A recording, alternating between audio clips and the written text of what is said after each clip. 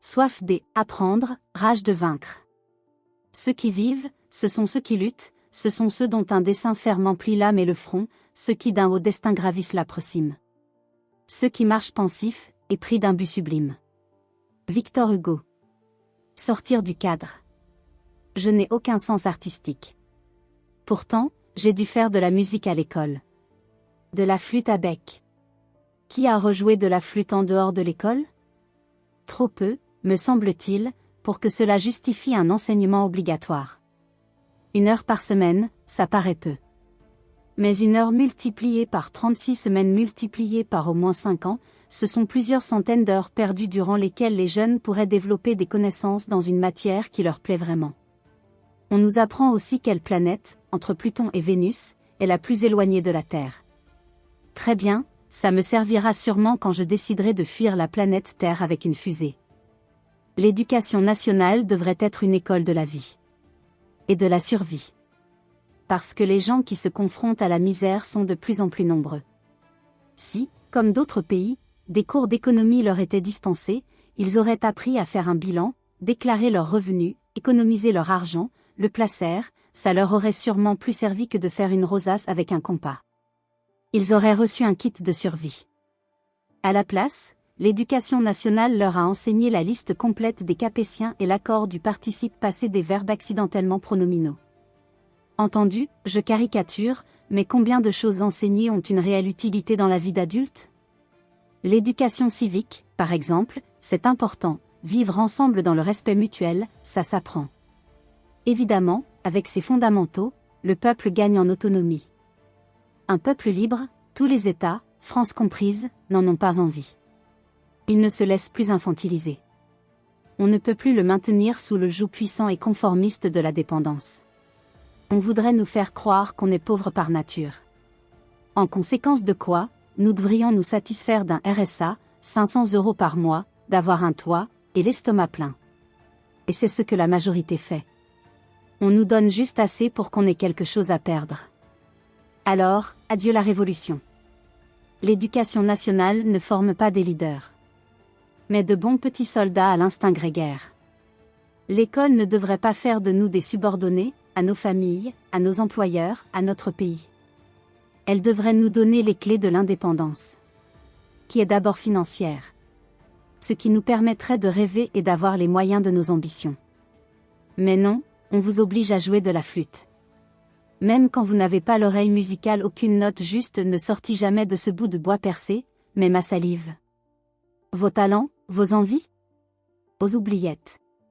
C'est tout juste si on ne vous a pas déjà préparé un bleu de travail parce que votre père est ouvrier. En France, l'éducation est gratuite. Formidable, toute la population peut y accéder. Seulement on a aussi des écoles privées, payantes. Pas idéal pour la mixité sociale. Pour l'assurer, il faudrait réunifier les deux concepts, l'école serait publique, mais payante pour les plus aisés. Cette école globale rassemblerait les riches et les pauvres. Elle aurait suffisamment de moyens pour offrir des enseignements de qualité. À moyen terme, nous verrions naître une société plus égalitaire où chacun aurait eu toutes les cartes en main. Et le choix de réussir, ou non. Vous pourriez y sélectionner 3 ou 4 matières qui vous passionnent et vous en servir comme passerelle pour vous sensibiliser au reste du programme scolaire. Ça se fait dans d'autres pays, où les enfants me semblent plus épanouis. C'est un défi et il faut avoir la volonté de s'y engager. Une éducation nationale volontariste. Beaucoup d'enseignants ont des idées. Mais ils sont brimés par leur hiérarchie, voire par leurs collègues. Ne pas sortir du cadre. Toujours. Mais c'est un cadre étriqué. Celui qui fait qu'un tiers des patrons du CAC 40 sont issus de Polytechnique et de l'ENA. 2 écoles seulement. 80% des administrateurs de ces sociétés, donc de leurs dirigeants, sortent eux aussi de ces formations. De ce point de vue, la France est le pays le plus élitiste du monde. À l'inverse, seuls 10% des grandes sociétés cotées américaines sont dirigées par un diplômé de l'Ivy League, c'est-à-dire les 8 universités les plus prestigieuses des États-Unis. En France, nous n'avons pas rompu avec notre passé monarchique. Les indices boursiers l'illustrent eux aussi. Le Nasdaq, qui est le 2e marché d'actions des États-Unis, n'est quasiment composé que d'entreprises technologiques modernes. On en trouve très peu dans le CAC 40, pourtant le principal indice de la Bourse de Paris. Ainsi, la cooptation, l'élitisme et la reproduction sociale expliquent que les patrons et administrateurs français recrutent dans les écoles où ils ont eux-mêmes étudié.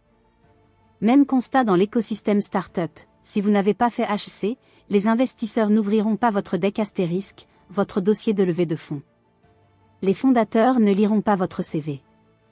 Mais je ne tiens pas à ostraciser quiconque ni à faire de la discrimination positive. Certains de mes collaborateurs sortent d'HEC. Je prends simplement les meilleurs, les plus passionnés, les plus motivés. Nos représentants politiques devraient eux aussi être issus de toutes les strates de la société, pour mieux la représenter. Ce n'est pas le cas aujourd'hui. Il est nécessaire de s'appuyer sur les personnes qui ont réussi. Les ériger en modèle, en source d'espoir et d'inspiration. En catalyseur de réussite. Parce que sans espoir, tout est perdu. Perdu d'avance. Je ne suis pas politisé. Je vote blanc. J'apporterai volontiers mon soutien à un parti quand le peuple reprendra le pouvoir et que le concept d'État évoluera. Aujourd'hui, les politiciens n'ont aucune légitimité. Ils viennent tous des mêmes écoles, des mêmes quartiers et ont reçu la même éducation. Pourquoi écouter les conseils de personnes qui n'ont jamais travaillé, créé ni généré de la valeur ? C'est aussi illogique qu'un aspirant boulanger qui apprendrait à faire du pain avec un professeur d'histoire. Ce manque de légitimité condamnera la politique telle qu'on la connaît aujourd'hui. Cultiver son goût de la réussite. Pour comprendre, inspirer et motiver les gens, il faut avoir vécu des expériences proches des leurs. Je n'en tire aucune gloire, mais c'est mon cas.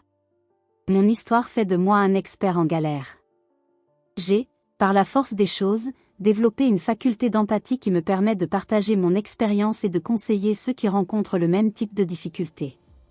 Si je peux les aider à ne pas commettre les erreurs que j'ai faites, ils gagneront du temps. Ils s'émanciperont plus vite, cultiveront leur goût de la réussite. Je suis très souvent face à des jeunes qui se victimisent. Ils le font parce qu'ils sentent que je suis en mesure d'entendre leurs plaintes. Il y a un effet miroir, ils se voient en moi et je me vois en eux. Mais je ne m'apitoie pas. Je les secoue. Parce que je me suis démené avant eux, mettez-vous au travail si vous ne voulez pas crever. Ce qui m'y autorise, c'est que moi aussi, j'ai été dans leur situation. Personne ne peut me reprocher d'être trop dur avec eux. L'ambition est un merveilleux moteur pour évoluer tout au long de sa vie. Elle dynamise notre audace et nourrit notre témérité. Elle est source d'adrénaline et de remise en question perpétuelle. Il ne faut cependant pas sombrer dans l'excès et l'insatisfaction éternelle, sous peine de ne jamais apprécier le chemin déjà parcouru. Selon Montesquieu, un homme n'est pas malheureux parce qu'il a de l'ambition, mais parce qu'il en est dévoré. La différence est subtile, mais fondamentale. Ce désir ardent de réussite peut donc être aussi bénéfique qu'il peut devenir dangereux s'il n'est pas contrôlé. Avoir le goût de la réussite, de la victoire, paraît presque indécent en France. On ne nous y encourage pas, bien au contraire. Combien de fois ai-je entendu dire « Tu n'arriveras à rien, tu es un bon à rien ?» On est loin du leitmotiv d'Ayrton Senna. Dans une course, le deuxième, c'est le premier des perdants. L'ambition conserve cette connotation péjorative et est parfois assimilée à une forme de narcissisme. On vous caricaturera carriériste ou jeune loup prêt à tuer le maître. Pourtant, c'est vers cet état d'esprit, qui permet d'atteindre le plein épanouissement, que je souhaite vous emmener. L'ambition saine permet de construire son identité dans un environnement social et conduit à ressentir la satisfaction de soi. Il n'y a pas de petite ni de grande ambition. Il y a tout simplement une envie profonde de ne pas passer à côté de sa vie. Si certains ont pour ambition de voir aboutir un projet humanitaire collectif, d'autres mettent tout en œuvre pour faire fortune. L'important, c'est que cette ambition soit compatible avec ce que vous êtes vraiment.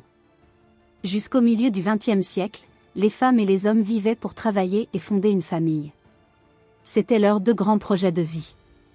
Aujourd'hui, nous sommes passés dans une société de désir, dans laquelle il est normal de revendiquer le droit à l'épanouissement, ce bien-être émotionnel qui peut se définir comme la réussite de sa vie professionnelle, tout en préservant sa vie familiale et personnelle. Il n'y a pas d'âge pour l'ambition et nous avons encore beaucoup de travail pour inculquer cette notion aux jeunes générations. Un enfant peut émettre le souhait d'être président avant même d'être en âge de se raser.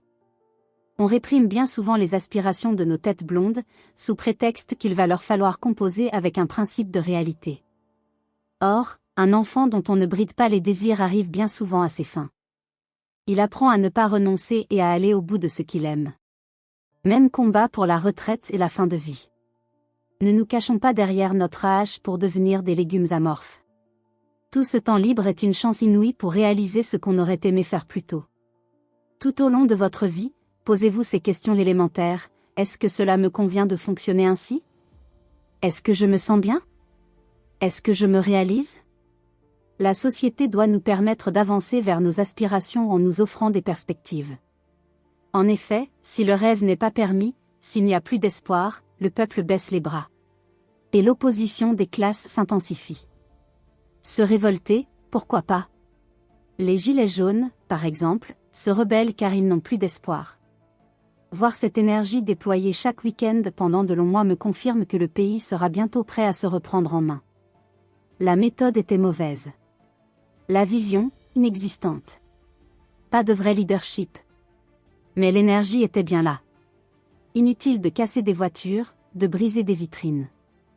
Vous tapez sur vos semblables, comme un père énervé qui tape sur son propre enfant. La clé, c'est comme dans Matrix, ouvrir la conscience des gens pour qu'ils se sortent de leur situation. Je ne partage pas toutes les idées des gilets jaunes, et surtout pas leur méthode, mais on peut comprendre ce ras-le-bol quand on voit les avantages du monde politique qui nous dirige. Secrétaire, assistant parlementaire, voiture de fonction. Quand on n'a rien et qu'on apprend qu'un ancien président a le droit, toute sa vie, à des gardes du corps, un logement de luxe et une voiture, tous frais payés par les impôts des Français, cela semble pour le moins injuste. En attendant, on vit en plein 1984, le livre d'anticipation écrit par George Orwell en 1949. Malgré les apparences, nous ne sommes pas dans une véritable démocratie, mais dans un système oligarchique, toute puissance des pouvoirs politiques et des élites. Des gens travaillent au SMIC pour des héritiers qui gagnent des centaines de millions voire des milliards. Il faut repenser la redistribution. Selon moi, taxer quelqu'un qui crée de la valeur, qui recrute, qui participe à la croissance de son pays n'a aucun sens. Lui prendre 90% de son argent à sa mort serait plus compréhensible. S'il a bien réussi, les 10% restants suffiront largement à ses descendants. Et les cartes seront redistribuées, égalité des chances. Je préférerais largement ce modèle, car donner 34% de tout ce que je gagne au cours de ma vie, c'est 34% d'argent en moins à investir. Ça pourrait financer plusieurs start-up, qui elles-mêmes pourraient générer de la valeur. Un cercle vertueux. Nous sommes à un tournant de l'histoire humaine. À deux doigts de la révolution des esprits et des systèmes politiques. Ça va devenir très intéressant. Je suis un capitaliste méritocratique et je veux vivre dans une démocratie égalitaire, libre, transparente et décentralisée. Ces valeurs se sont déjà imposées avec la blockchain et l'avènement du Web 3. Le pouvoir n'y est plus concentré, la politique suivra. Il sera distribué à plusieurs personnes, et non plus détenu par un individu providentiel. Le président sera un groupe de citoyens, comme Satoshi Nakamoto, qui n'était pas seul à créer le Bitcoin, la première monnaie cryptographique. C'était un symbole.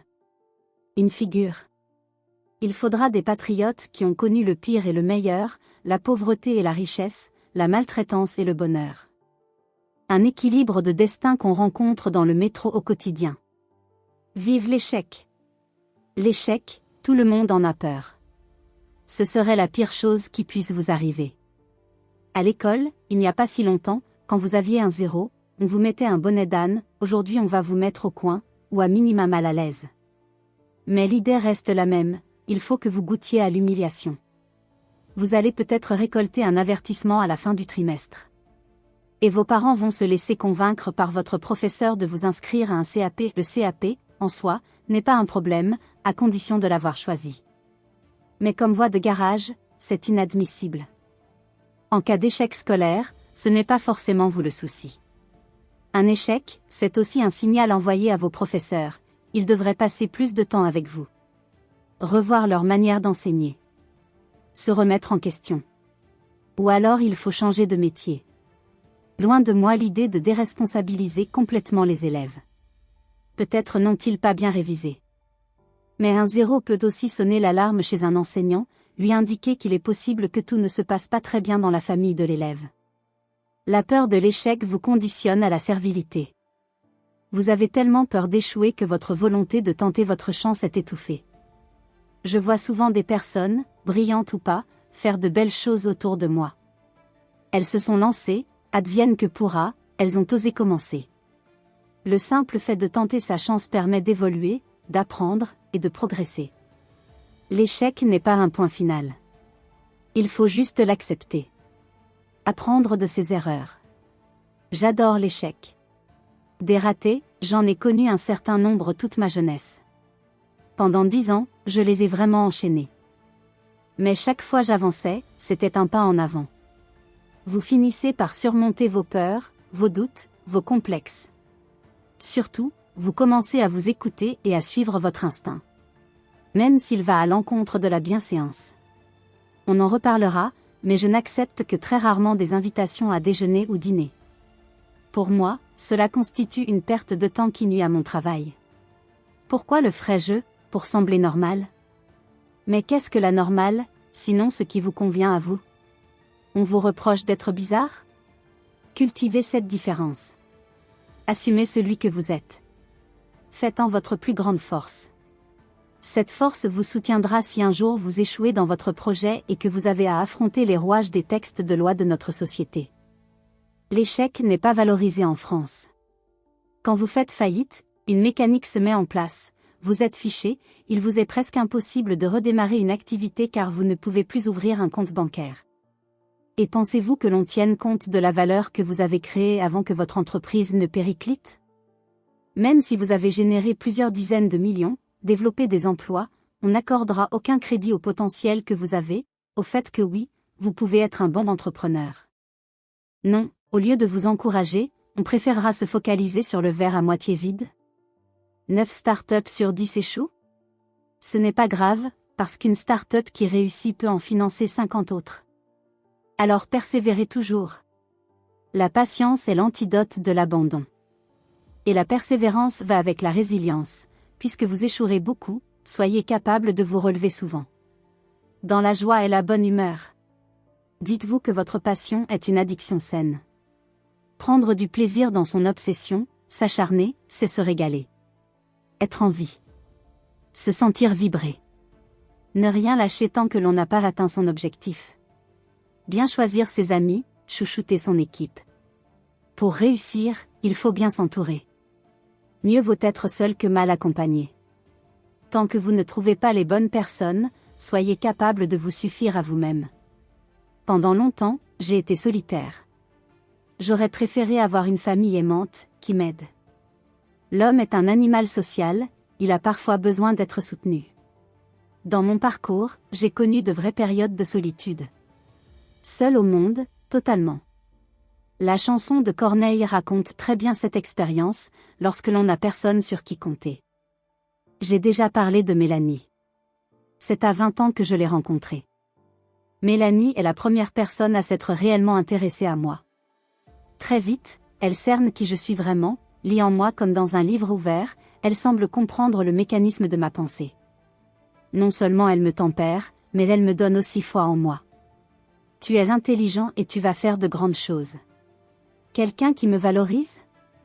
Le choc passé, on se met ensemble, on se complète parfaitement parce qu'au bout du compte on ne forme plus qu'un cerveau. On quitte Bordeaux pour nous éloigner de nos familles pathogènes et on s'installe à Paris. Avec Mélanie, je décolle. Alors que j'ai entendu toute ma vie des gens me dire « c'est impossible », elle me répète « fonce ». Je réalise que je ne suis pas seule, que j'ai du potentiel, et qu'on compte sur moi pour m'accomplir. À partir de là, tout change, nous n'avons pas le droit de décevoir ceux qui croient en nous. Nous devons leur prouver qu'ils ont eu raison de nous soutenir. Mélanie m'a suivi dans FID. Elle est aujourd'hui mon bras droit. Sans elle, je n'aurais rien fait. Je lui donne des parts dans tout ce que j'entreprends. Je lui serai toujours redevable. Pour vous aussi, il existe quelque part une personne qui croit en vous et peut vous donner des ailes.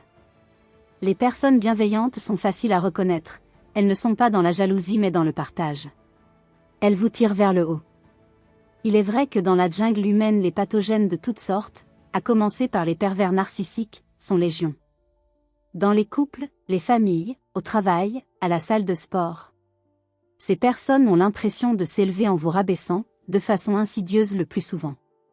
Elles cherchent à vous éteindre pour rayonner à vos dépens. Souvent par manque de confiance en elles-mêmes. Fuyez-les. Une belle personne ne cherche pas à jeter l'ombre sur les concurrents, elle attire la lumière sur elle. Et c'est exactement à cela qu'il faut aspirer en créant sa propre marque. Quand vous lancez une campagne de publicité, l'idée n'est pas de dénigrer les adversaires, mais de transmettre un message positif auquel vos clients pourront s'identifier. Leur expliquer pourquoi ils devraient acheter chez vous, pourquoi votre marque fait sens. Elle aide les jeunes à réaliser leurs projets? Elle incarne la révolution que vous souhaitez mettre en marche? Vous voulez placer la méritocratie au centre du pays? Autant de bonnes raisons pour soutenir une marque en achetant ses produits. J'aime l'image du sac à dos qu'on porte toute la vie. Il est lourd de nos expériences et des personnes qui nous accompagnent. On marche, la vie est longue, un vrai marathon. Pire, une course fractionnée. Par moments, on doit courir très vite, à d'autres, ralentir. Parfois s'arrêter, et attendre le bon moment pour repartir. L'occasion pour reprendre des forces, mais aussi pour faire le tri dans notre sac de ce qui peut nous encombrer. On fait le point sur notre vie, notre famille, nos amis, nos relations.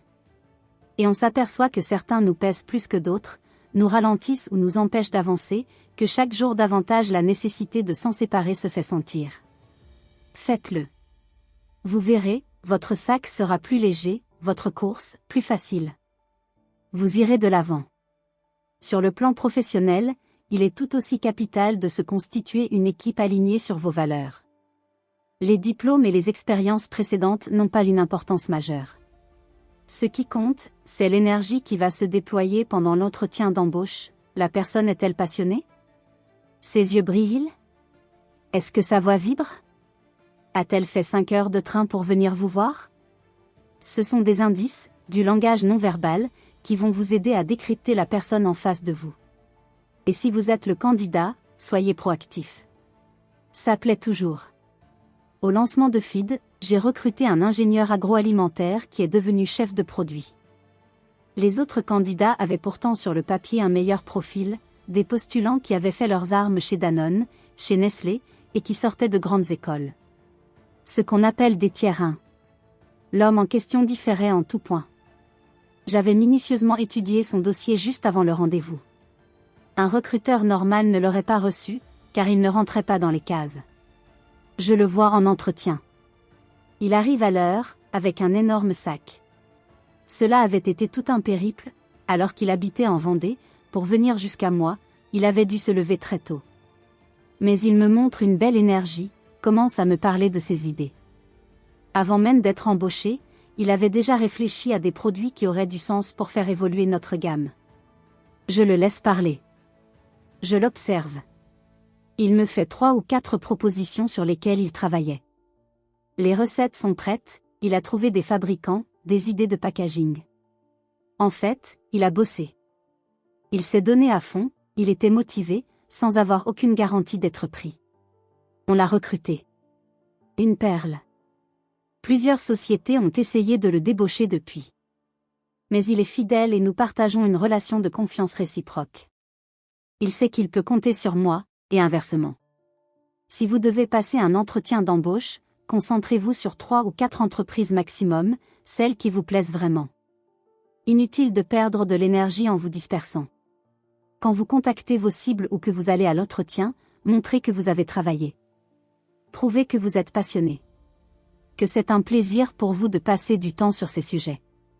Aujourd'hui, il existe encore des sociétés où le salaire du PDG est 3000 fois plus élevé que le salaire le plus bas. Affligeant. Chez Feed, le multiple est de 3 ou 4, en fonction des moments, je n'ai pas envie de dépenser l'argent de l'entreprise pour moi. Je préfère payer correctement mes équipes et leur donner des parts de la société, l'équivalent de 4 ans de salaire à chaque nouveau CDI. Ainsi, chacun a intérêt à ce que le chiffre d'affaires monte, puisque nous sommes tous actionnaires. Partager les gains est indispensable si vous voulez motiver les gens. Mes meilleurs recrues ne sont pas de simples salariés de feed, ce sont mes partenaires. Pour ce projet, et pour les prochains. Une équipe bien conçue est une équipe cohérente, on ne fait pas rentrer des ronds dans des carrés. Si vous avez un doute sur une personne dès le début, en général ça ne marchera pas. Vous pouvez faire confiance à votre intuition. Si une personne n'est pas alignée avec vos valeurs, cela ne marchera pas. Et c'est valable dans les deux sens. Si vous sentez que vous ne serez pas épanoui dans cette entreprise, ne perdez pas de temps. 70% des personnes recrutées savent dès le premier jour si elles seront heureuses ou non. L'action mène à la stratégie, pas l'inverse. Fuyez aussi les profils trop cérébraux qui réfléchissent plus qu'ils n'agissent, vous créez une start-up, pas un gouvernement. Il vous faut des personnes qui agissent et qui exécutent. Comme en amour, les mots ne prouvent rien. Ne dites pas « je t'aime », prouvez-le. Les liens, c'est le ciment. Vous devez être fiable, honnête et juste avec votre équipe. Les gens qui vous entourent le seront avec vous en retour. Vous dites ce que vous faites, et vous faites ce que vous dites. Si vous respectez ces principes, vous aurez plus que des salariés, vous aurez une armée. Elle vous fera gagner la guerre. L'entrepreneuriat est un combat. La vie aussi.